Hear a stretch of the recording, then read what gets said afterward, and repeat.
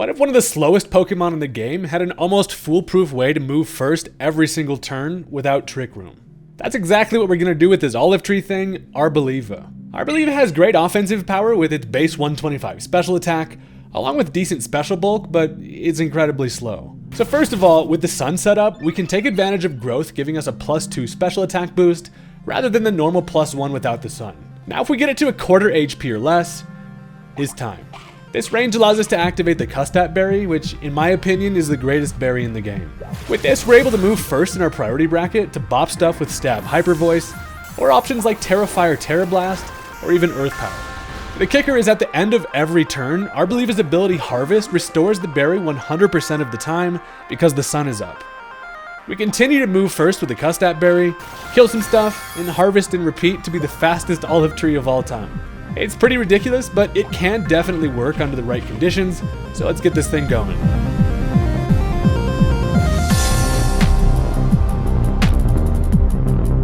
Harvest is one of my favorite abilities of all time, and the Custap berry has got to be the most fun berry, so this is going to make for a super interesting one, and definitely a challenge. But this thing can actually go crazy. Now, if you're into this kind of thing, you should probably hit that subscribe button. It's free, it only takes you a second, I promise you will not regret it, and with that, let's go ahead and jump into the match against a very scary team.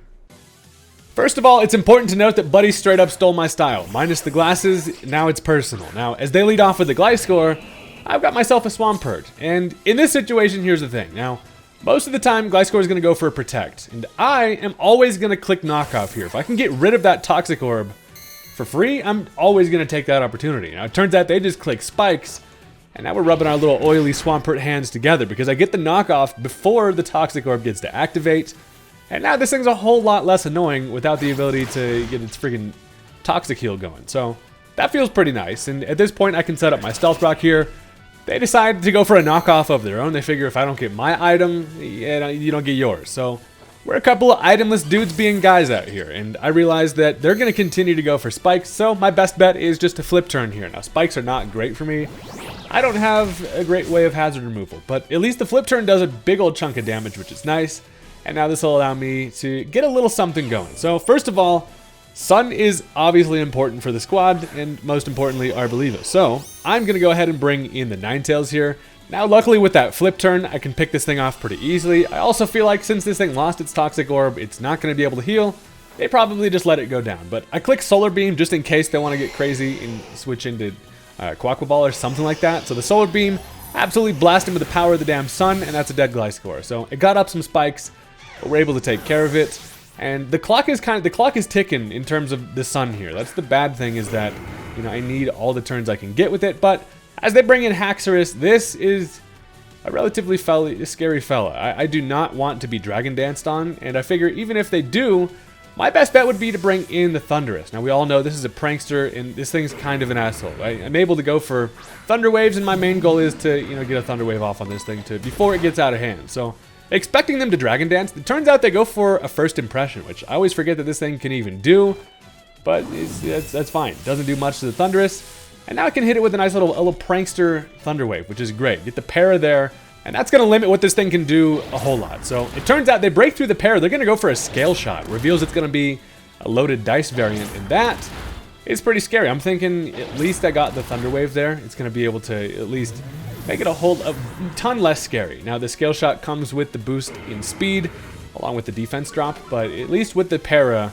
I should still be able to outrun this thing, thank God. So 4 hits does take care of the Thundurus, but, I mean, it is what it is. And now, guess what? It's time to bring in the olive oil, baby. We got the sun, we're gonna soak it up. We got the olives out today, baby, and it's time to see what we can get going here. So, here's the thing. I know that if they get a Scale Shot off, I should be able to live it in red health. Now, as I click growth, they missed the Scale Shot, which is pretty freaking nice. It allows me to get a free growth here, and in the sun, that also gives you a +2 to special attacks. So now our special attack is immediately doubled, and I'm thinking surely they click Scale Shot again. I decided to go for the substitute here because one of two things is going to happen. Either they get fully parried, or I live it with enough to still get my substitute up, and then be in Custap range. Not exactly sure how much damage this is going to do, but as they do get the 4 hits, I live it with 41, which is less than a fourth of my HP. Now as they get another speed boost, this thing's actually getting pretty damn fast, and as I substitute, I don't have enough health left. But that's actually really good because that tells me that I am in range for Custap Berry, And it does not matter how fast this thing gets with its skill shots. I now pull out the Custap Berry, allows me to go first, and then I absolutely yell at his ass. That's going to take care of the Haxorus, especially after the growth.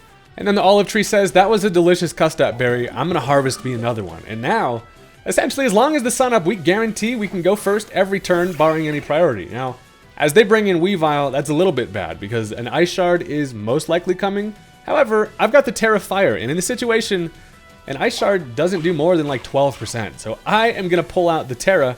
Important to note, I eat the Custap Berry first, which is kind of an interesting interaction there, but I eat the little Custap Berry, gonna allow me to now go for the Terra, and I'm fully expecting and kind of just afraid of the Ice Shard here. That's why the defensive Terra, along with offensive with the Terra Blast, is super nice. I could go for Hyper Voice, basically anything kills a Weavile here, but they're gonna end up going for a Terra of their own, and I'm thinking maybe that means there's no Ice Shard here.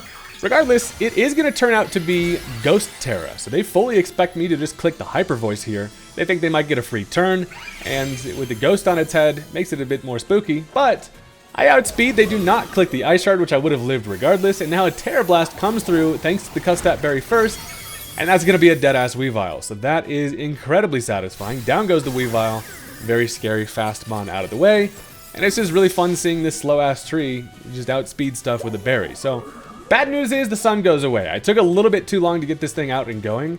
And as the sun goes away, I have a 50% chance to still harvest the Custap Berry. Sadly, it does not happen there, because of course it doesn't. And now this allows the freaking dancing peacock to come in, and surely I am facing imminent death. So I decide, look, I might still get some value out of this freaking Arboliva. I'm going to try my hardest. So I decide I'm going to switch into the Ninetales. The reason for this is because if I get the sun up once again, not only is it going to dampen the damage they can do with their water attacks, but now the next time I bring in Arboliva, I will be able to harvest back that Custap Berry and then go first once again. So as I come in, they hit me with the Aqua Step, does give it a speed boost, and that's actually bad that it doesn't kill me there, because now it's just faster. They can go for a second Aqua Step, and now old Sausage Toes over there is sitting at +2 speed. And not only that, but it also is going to get a Moxie boost from the kill. So Ninetales comes in, gets the sun up, but at the cost of now this freaking duck being quite scary. +1 attack, +2 speed. The main thing I have to deal with this is going to be the Metagross. I know I should be able to take at least one attack from the thing, and this is going to be a special attacking variant of Metagross here. So I'm going to click Psychic. It's supposed to be like an agility Meteor Beam to boost that, and just people expect a physical attacker. So I click the Psychic, and they realize it's probably not the best for them to stay in here. And they end up swapping into the Sinistra. So, in comes the tiniest little cup of tea you've ever freaking seen. And first of all, I hit it on the special side, which I get a critical hit, and that knocks it into red, which is pretty great. Sinistra can be quite annoying in general, but it's great they switched this thing in, because they were fully expecting a physical attack, this thing being much more bulky on the physical side. This special kind of surprises it. But also, if I'm them in this situation, I consider clicking Strength Sap, just to get some health back. Now, if that's the case, I can bring in Arboliva essentially for free and then still get my harvest at the end of the turn, and that's the plan. So I bring in the Fire Tree, and they do click the Strength Sap, which is actually amazing, because here's the thing. It is going to drop my physical attack, which doesn't matter at all. It does give this thing some health back, and honestly a considerable amount of health, especially after leftovers. However, since the sun is up, we got the guaranteed harvest, and we remember about that Custap Berry. We get it right back, and we're still in range for it. And now I can have a guaranteed priority attack to be able to go first.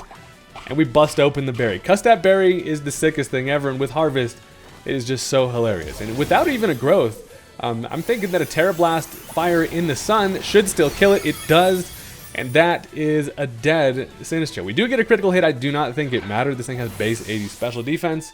But that's incredibly satisfying to still get this thing to work, even after I thought it was going to be done. So we harvest another Custap Berry, which is absolutely hilarious. And now as they bring in the Quaquaval here, this thing could potentially have Aqua Jet. If it does, so be it. I am still going to be able to get an attack off. If it doesn't, we pull out the Custap Berry to get our attack off first. But they're going to go ahead and run, and they have officially been Custap Berried. I also think it's hilarious that they have to watch me eat the Custap Berry before the run even comes through. We just, Arboliva absolutely eaten out here, needless to say. And that was a very satisfying match.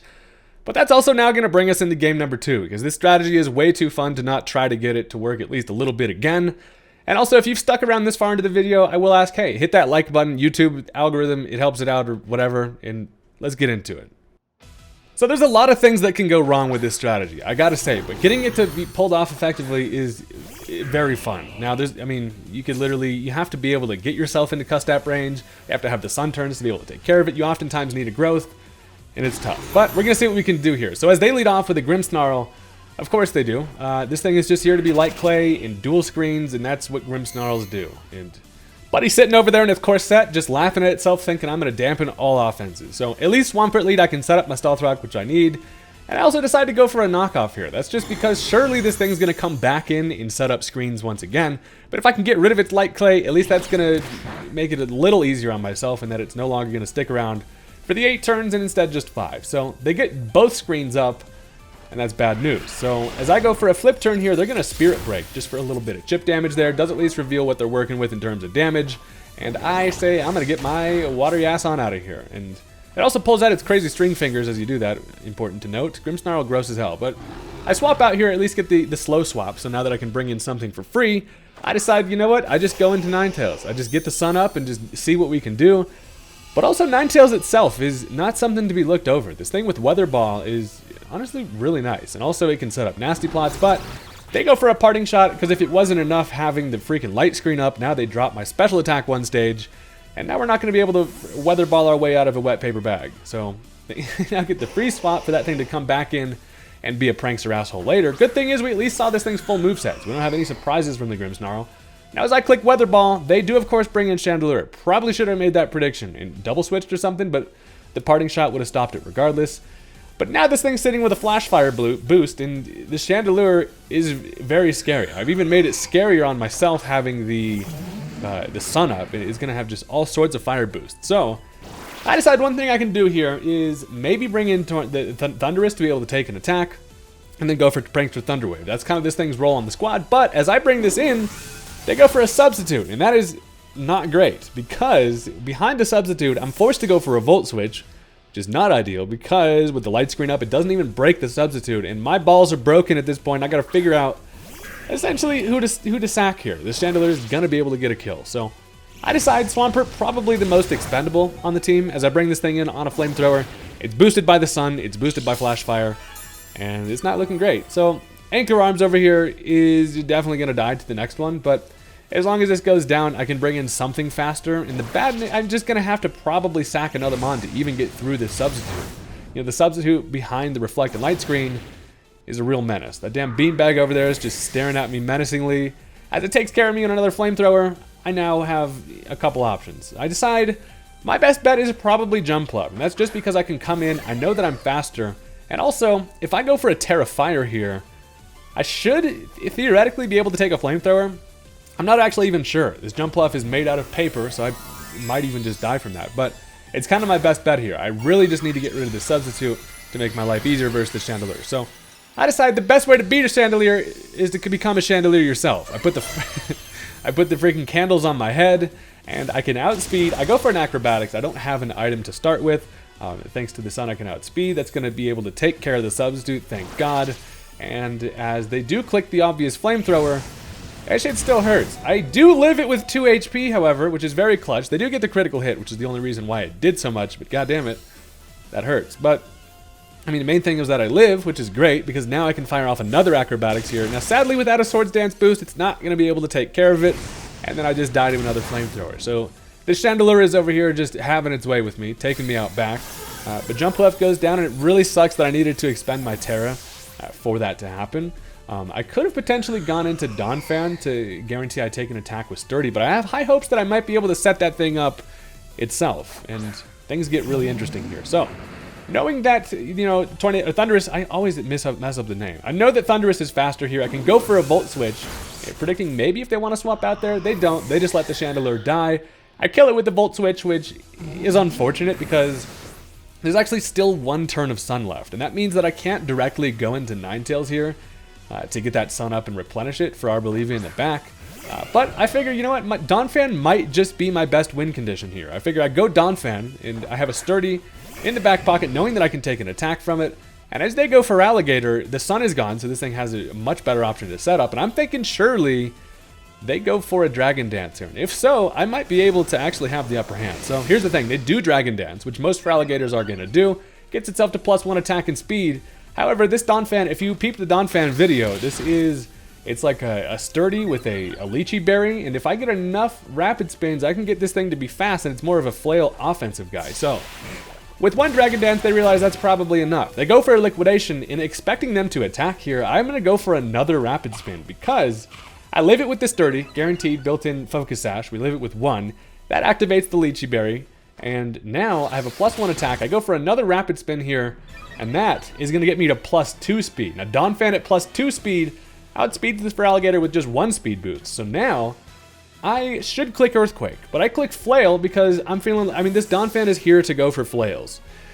Now, it turns out to kind of bite me in the tusks a little bit here, because as I go for Flail, they end up swapping into the Fortress. Now, Earthquake would have just grabbed the kill there, but again, Flail is kind of the highlight move on this thing. And as I flail, Fortress comes in with a fucking Rocky Helmet, and that's going to take care of me. So, I make the misplay there on not clicking Earthquake, but Flail is just so satisfying as a 200 power move to use, but it doesn't end up paying off for me, and Donphan is not going to be able to get the sweep. So we're going to have to rely on basically my only other option, at least for setup, and that's going to be the Arboliva to try to get something going. So first of all, I need the sun back up. I can bring in Ninetales.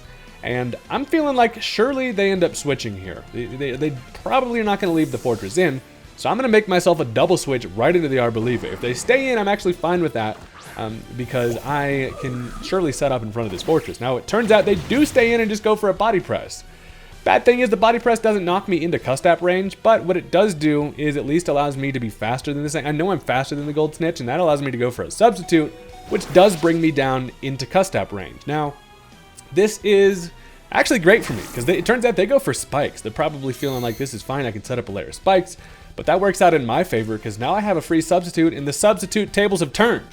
Because now this will allow me to go for a free growth, and as I eat that Custap berry, I don't necessarily need it in this situation, because I'm faster anyway, but it's still funny to use anyway. So I go for that growth, gonna now get me to +2 special attack, which is sick as hell.